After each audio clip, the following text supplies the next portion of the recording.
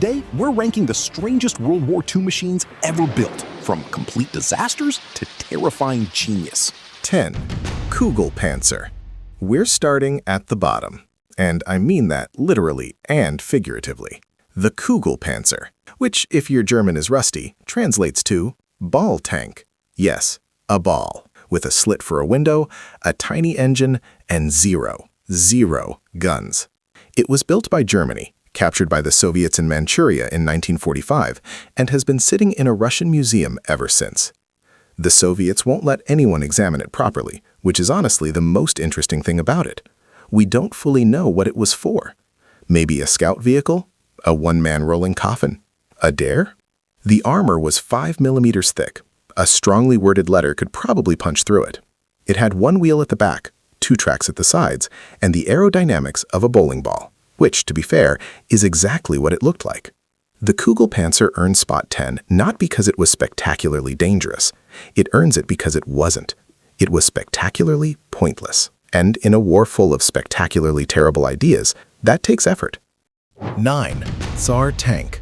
Now, before anyone pulls out a history textbook, yes, the Tsar tank was built in 1915. But it's so magnificently stupid that it earns a place on any list of military vehicle disasters ever. Picture this. 2 massive front wheels, 9 meters tall. 9 meters! The rear? A small wheel that immediately sank into the ground during its very first test. The Tsar tank never saw combat. It just sat in a field outside Moscow for 8 years, rusting, because it was too embarrassing and too heavy to move. The engineers apparently forgot that having wheels the size of a 3-story building doesn't help if the back end acts like a plow. It was eventually scrapped in 1923. You know your weapon design has failed when the solution is just to quietly dismantle it and never speak of it again. 8. Pangandrum. Speaking of what were they thinking, meet the Pangandrum, a British invention, because of course it was. The idea was beautifully simple. 2 giant wooden wheels, connected by an axle packed with explosives, powered by rockets strapped to the outside. You'd roll it off a landing craft, it would race up the beach, crash into the enemy's seawall, and boom, blow a hole in it. Clean, decisive, brilliant. The reality was slightly different. During testing on a British beach in 1943, journalists and Royal Navy brass were invited to watch. The rockets started firing unevenly. The Pangandrum began veering wildly off course. Rockets detached and flew into the crowd. The whole thing careened toward the assembled dignitaries, who, presumably in full uniform, began running for their lives across a Devon beach. It was never used in combat. The footage of this test still exists. I strongly encourage you to find it. It is 4 minutes of pure, unadulterated chaos, and it will make your day. 7. Goliath tracked mine. Now we get into vehicles that almost worked. Almost. The Goliath was essentially the world's first combat drone, except it was a small, remote-controlled tracked bomb, about the size of a large suitcase, and it was controlled by a wire. A wire. The idea was to drive it under tanks or into fortifications and detonate it. Clever, in theory. The Germans used it on the Eastern Front, in Italy, and during the Warsaw Uprising. The problem? The wire. If you cut the wire, which any soldier with scissors and 5 seconds could do, the Goliath just stopped, dead, in the middle of a battlefield, diffused by office supplies. It was also slow, about 10 kilometers an hour, expensive to produce, and required flat ground to work properly. Enemy troops eventually learned to simply shoot the wire spool on the control unit. Game over. Still, it's genuinely ahead of its time. The concept of remote-controlled battlefield weapons goes directly from the Goliath to the drones flying combat missions today. 6. Sd.Kfz 251-9 War Thunder. We're moving into odd but somehow functional territory now. The Sd.Kfz 251 was a standard German half-track, workhorse of the Wehrmacht. Nothing unusual there. Then someone had the idea to bolt a short 75mm howitzer onto it, a gun originally designed for a different vehicle entirely, and just kind of wedge it in there. The gunner basically sat out in the open, exposed, holding on for dear life while firing artillery from what was essentially a converted personnel carrier. It was nicknamed Stummel, Stump, which tells you everything you need to know about how the troops felt about it. And yet, somehow, it worked. It gave infantry units direct fire support without needing to wait for dedicated artillery. It was fast enough to keep up with advancing armor. Was it elegant? No. Was it comfortable? Absolutely not. Did it do the job? More often than not, yes. War is less about perfection and more about good enough. Let's go. 5. Sd.Kfz 2 Kettenkrad. Now this one is my personal favorite oddity, the Kettenkrad. Half motorcycle, half tank, entirely German in its over-engineered logic. It looked like someone drove a BMW into a small tracked vehicle and welded the mess together. One front wheel for steering, 2 rear tracks for traction. It could go through mud, snow, rubble, mountain terrain, conditions that would swallow a regular motorcycle whole. The Germans used it to tow aircraft, lay telephone cables, supply troops in terrain where trucks couldn't reach, and drag light artillery. It was eventually used by airborne units, mountain divisions, and the Afrika Korps. Here's the best part. After the war ended, German farmers kept using it because it was genuinely that useful as a utility vehicle. When your secret weapon gets repurposed for agriculture, that's not a failure, that's versatility. 4. Churchill Crocodile. And now, we stop laughing. The Churchill Crocodile was a British flamethrower tank, and it is one of the most psychologically terrifying weapons deployed in the entire war. It was a standard Churchill tank, but towing a trailer carrying 400 gallons of flammable gel. That gel was pumped through the hull and out a projector replacing the home machine gun, capable of firing a jet of fire more than 100 meters. But here's the thing that made it truly feared. The Crocodile didn't kill you from a comfortable distance. It came toward you, slowly, inevitably, breathing fire. German soldiers would sometimes surrender the moment they saw a crocodile approaching, not to the infantry, to the tank crew, because the alternative was, well, the Crocodile saw action in Normandy, across the Rhine, into Germany itself.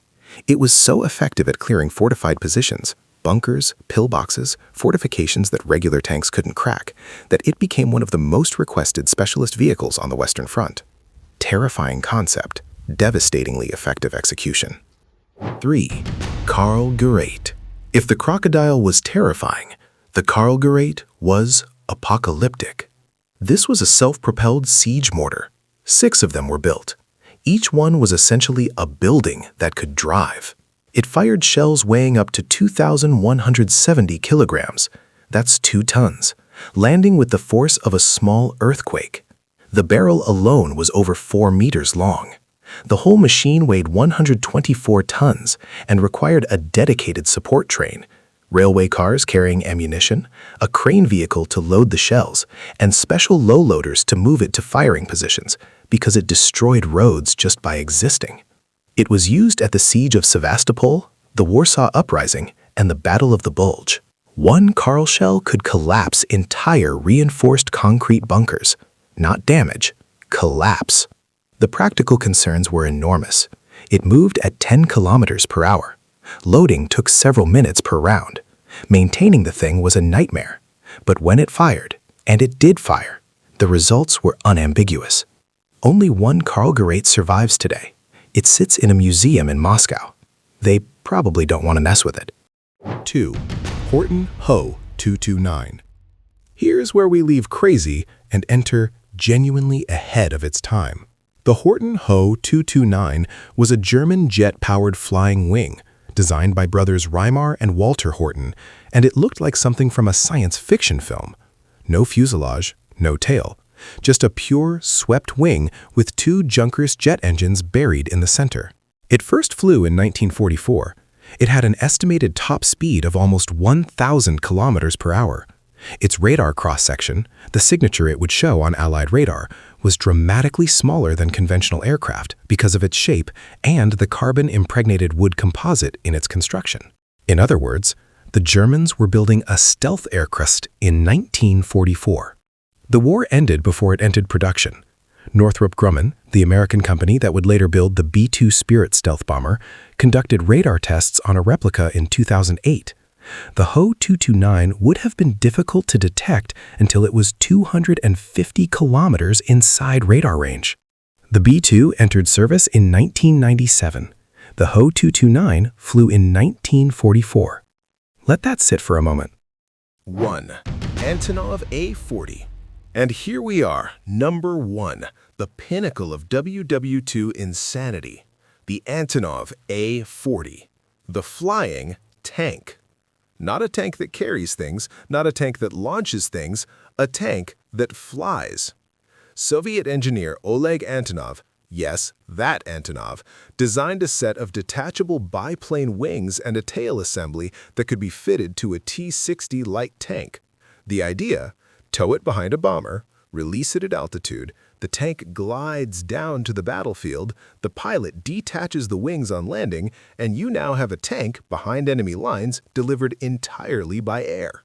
They actually built it. They actually flew it once in 1942. The test pilot, Sergei Anokhin, successfully glided the tank to a landing. The problem? No Soviet bomber of the era was powerful enough to tow it at combat weight. The T-60 had to be stripped of nearly all its fuel and ammunition just to get airborne. When Anokhin landed, the aircraft was too heavy to taxi back to the airfield, so he just drove the tank home along a road. A tank landed itself, drove home. The project was canceled, not because it was insane, but for boring logistical reasons. And somehow that's the most Soviet ending imaginable. The Antonov A-40 wins this list not because it worked, it barely did. It wins because it represents something rare in engineering history, a moment where someone looked at a tank, looked at the sky, and thought, why not both? And then actually did it. Schwerer Gustav, the world's biggest why. It's 1942. Hitler looks at a map of France, stares at the Maginot Line, a seemingly impenetrable wall of concrete fortifications, and decides the solution is to build a gun so large, so utterly deranged, that it makes every military engineer quietly question their life choices. Enter Schwerer Gustav. Heavy Gustav, the biggest gun ever deployed in combat. And when I say biggest, I don't mean pretty big. I mean this thing weighed 1,350 tons. For reference, that's roughly the weight of 900 cars. It fired shells that weighed 7 tons each. A single bullet, if you can even call it that, weighed more than a fully loaded pickup truck. The barrel alone was 32 meters long. That's longer than a standard swimming pool. And the shell it fired? It could punch through 7 meters of reinforced concrete. 7 meters of concrete. Now, here's where it gets special. Gustav had a caliber of 800 millimeters. To put that in perspective, a standard rifle bullet is about 7 millimeters. Gustav was firing shells you could theoretically climb inside. People joked you needed a ladder to load it. They weren't entirely wrong. The shell was loaded via a crane. Speaking of loading, Gustav could fire roughly 2 to 3 rounds per hour. 2 to 3. A competent archer in the Middle Ages could do better. But in fairness, those archers weren't demolishing concrete bunkers 7 meters thick, so we'll let it slide. To move this thing, the German army needed 2 railway tracks laid in parallel, a 250-strong assembly crew, and about 3 weeks to set the gun up. 3 weeks. By the time Gustav was operational, the battle might already be half over. In fact, it arrived at the siege of Sevastopol in 1942, fired around 48 shells total, and then spent much of the rest of the war just being enormous, existing, as a symbol of ambition over practicality. The gun required an entire support staff of nearly 4,000 personnel, including a flak regiment to protect it from air attacks, because naturally the Allies would love to blow up the world's most expensive novelty cannon.